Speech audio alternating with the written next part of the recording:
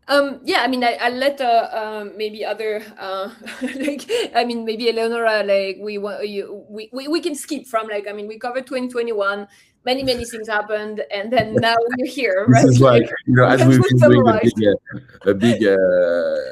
a big stuff about auction houses, I'm cutting a bit to go No, directly to. of course, because I think this, I mean, and this is fine, because then that's, you know, I mean, we've seen digital art sectors at art fairs, like biennales as well, like adopting like more blockchain based art. What's Like, I happening don't in know, Venice? Just Eleonora. maybe Pauline, what's happening in Venice this year? I will let this to Ele. I wanted just to, but I will go after then. I think I have No, no, something no. Please, interesting say to what add. you have to say, Pauline. No, you're here. No, I just wanted to say that the the thing coming from the art world, like, it's not very experiential.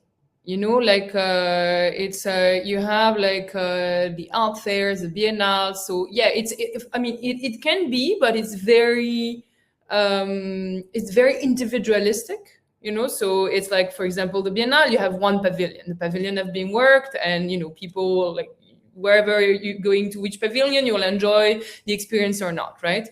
But in art fairs, it's like, it mostly became like a big supermarket, right? So I think like something that is very interesting is to think about how do we create other experiences, and what, at least what I've seen at NFC, you've been doing it at Art Basel Miami, but Ele can confirm that it was the same in Hong Kong.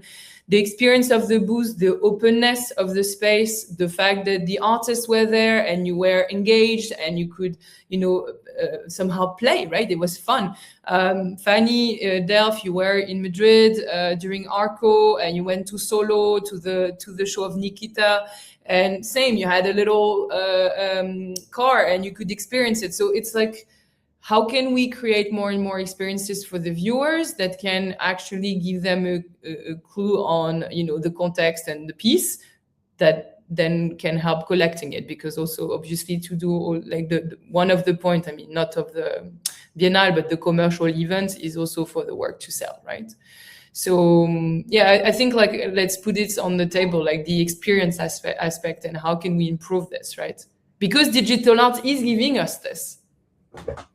If I can add something just to the transition, and then I will let maybe Ele talk more about what Fanny was saying, is that I think that what we see generally, if you see like from the beginning with, like, as Fanny was saying, the auction houses and galleries and institutions that started trying to bring digital art to their clients or their audiences, they adapted it, just reproducing the way they were already doing with the traditional art market or the traditional art way of presenting things.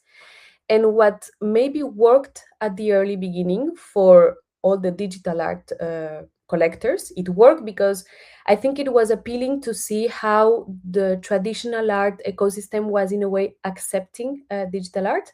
But then it stopped working because, first, because they were just reproducing a model that didn't really adapted to the digital art ecosystem, and second, because they were not either talking to their traditional clients and audiences. They were not really educating and really trying to bring them to that space, because we want it or not, we need to, I mean, even ourselves, even all of us here entering and learning about digital art and digital artists, you need to keep on reading and educating yourself. And I think that was maybe one of the misunderstanding that they had. I wouldn't say a mistake. I just think that they tried to do as they could, reproducing what they had, and that was all. But now I think that's now we see why all these auction houses and galleries and institutions maybe stopped it, or they are doing it in another way. And it's interesting to see, and now I'm pivoting to the transition, to see how these fairs, they are trying to involve digital art, which I think is great. But it's also interesting to see how we, as you were saying, John, at the beginning, are we reproducing? Should we continue reproducing? Should we propose new models? As Pauline was saying as well, is good to see how there is some institutions or galleries, spaces, whatever, that they are trying to propose new models. But it's also a challenge, because how do you propose a new model if you don't know something different? You know. So actually, Then you're on mute. Sorry. So actually, I mean, and that's kind of where I, I do want to interview the interviewer, because I think, John, like, I mean, I heard you say that a few times, and I really want you to share your theory about you know, Art Basel versus like a digital art fest, like a pop culture festival, like NFC, and kind of like how it evolves, like kind of like together but separate, you know, like and developing a new type of Art Basel. Yeah, I think, you know, to be honest, it's I think this vision isn't, you know, we have this vision is true, and I truly believe into that. I truly believe that people, you know, Art Basel right now is, you know, something is happening in Basel right now. You know, we had like Miami, Hong Kong, we'll have Basel, maybe one more time Miami, one more time Hong Kong. And I'm pretty sure that in 2 or 3 years from now, or maybe earlier, you know, we will, you know, artists and galleries and maybe Basel itself will start to say, okay, what do we do with this? Is it good enough? Is it generating money enough? And you have a risk, like it happened with auction houses, actually, you know, that Basel just say, oh, now digital art is so established that we don't need to have a digital sector anymore. And galleries, you know, are more than welcome to come to Art Basel main fair with no specific sector. Basically, you know, to drop this topic. I believe that there are high chances that it will happen. You know, of course, I'm happy with what's happening now, but you know, we have also always we need, and I think it's kind of similar to what I see in the crypto space also in a way. We need narratives, and in the same way that the crypto world try to have this bank narrative now, the digital art world is trying to have this kind of official institution way, and we consider an art fair like Art Basel as an institution now. This is what they this is also something new in a way, because you know, you mentioned auction houses, but an art fair, it's still an art fair. So at the end of the day, yeah, you know, an art fair is not a museum, and an art fair is not an institution in a way, even if we try to pretend something different. So I mean, it's business, it's square meters, and so okay, especially in the art crisis market, you know, they found a way, you know, to fill with more square meters, and that's you know, of course, you know, it's always, for me, it's another way of the vision that, you know, the auction houses used to have, you know, when Christie's was saying, oh, we are bringing these crypto people so they can buy a Banksy. I think you still have this kind of vision, like, okay, we are bringing these crypto people so we can sell more square feet to them, basically. And that's fine, you know, I'm doing more or less the same in another way, and that's the business. My only thing is, this is, you know, there are actually a lot of topics, so, you know, and now I see that time is running, but one thing is, it will be much more easier for fairs like NFC to sustain for the next 10 years and to stick with digital art world, because, as I mentioned, we are born there. So, you know, having small margins, having years where it's not working, or having years where it's working well. It's always, having roller coaster basically in our business. At the moment you believe in it, because it's incarnated by small team and small people who believe in it. It makes you much more, I believe, resilient, to whatever happened in the market. And then it's true, and it's my, and maybe it's a bit utopic to be transparent, but I believe that the ambition of digital art, for me, and this is what I've thought was interesting, is that because we are not trying to mime the contemporary art world, to mime in sense of mimetism. Mimic. To mimic, yeah, exactly. I was looking for that. So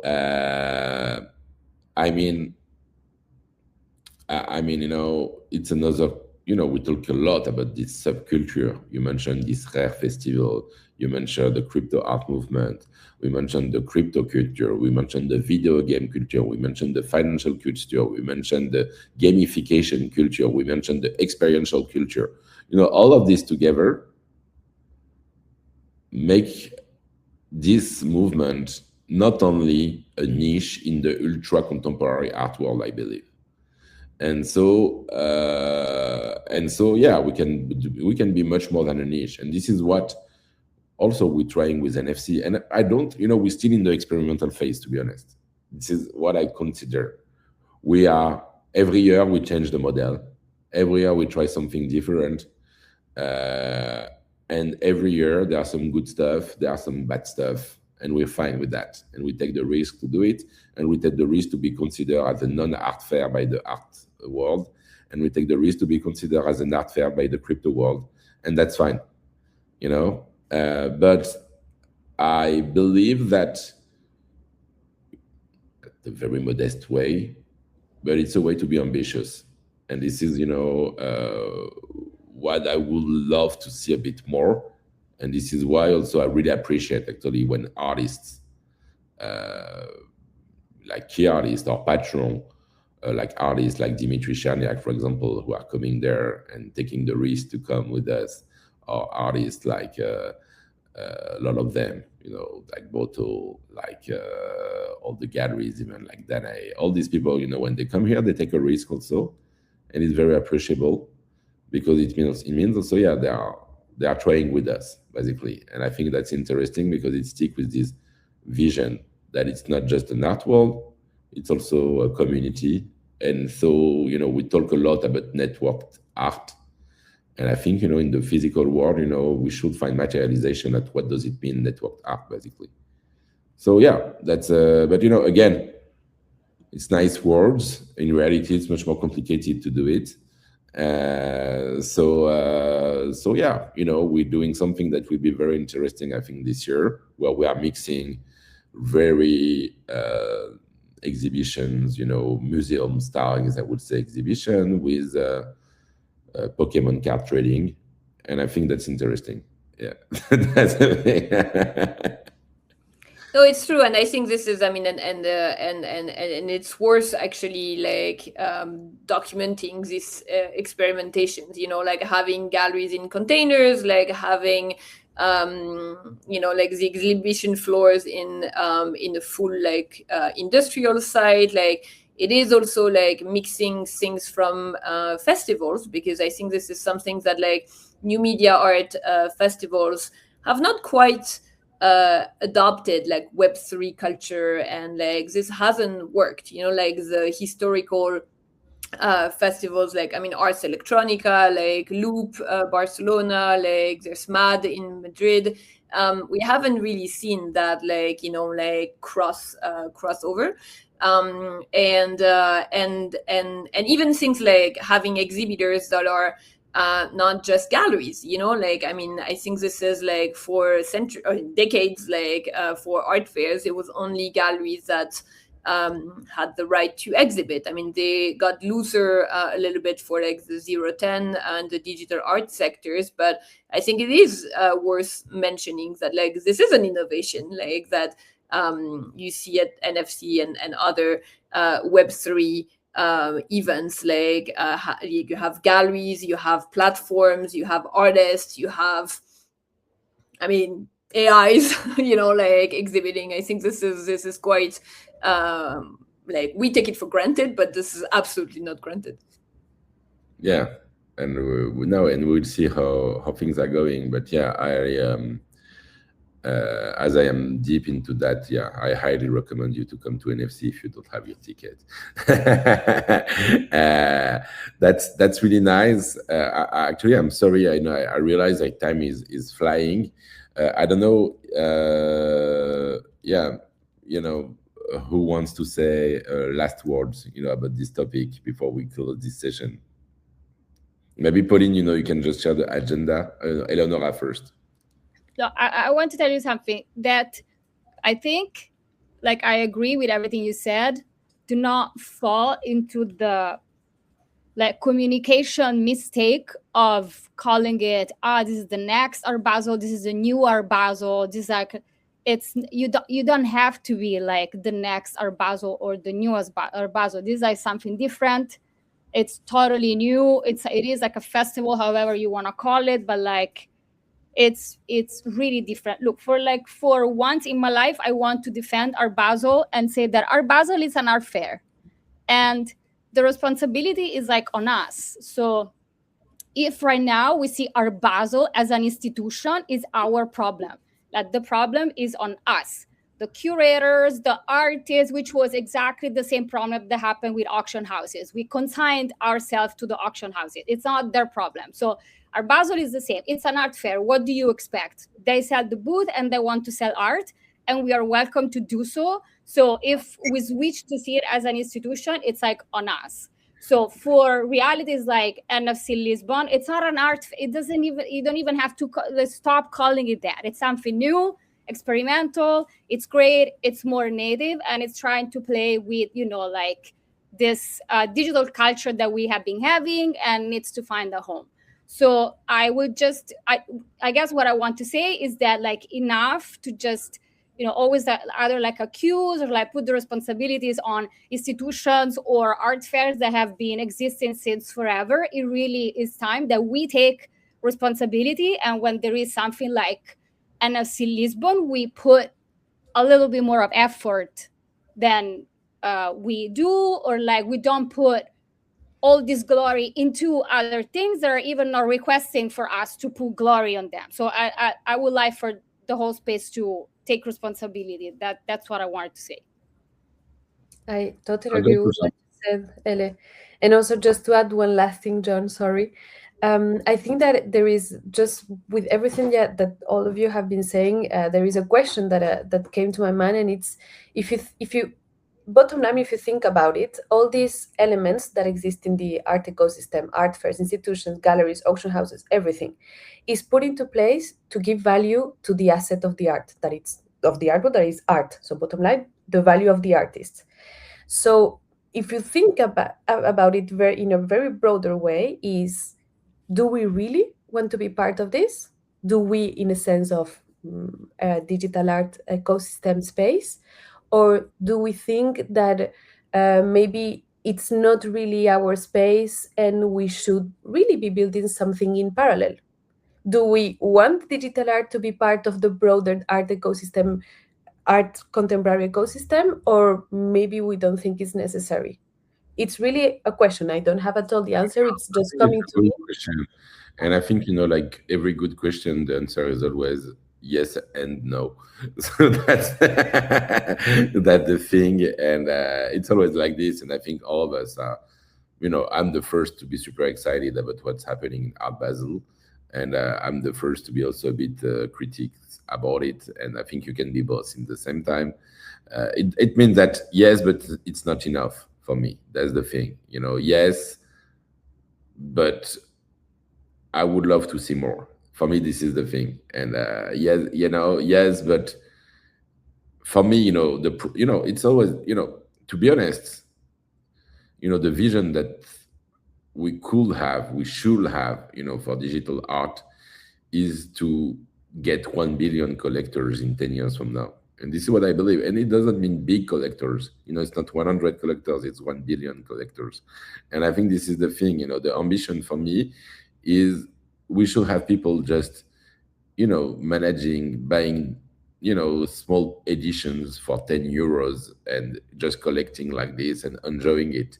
And I think, this is really what I would love to see. And if we want to see this, it will not only be in Art Basel, it will be everywhere.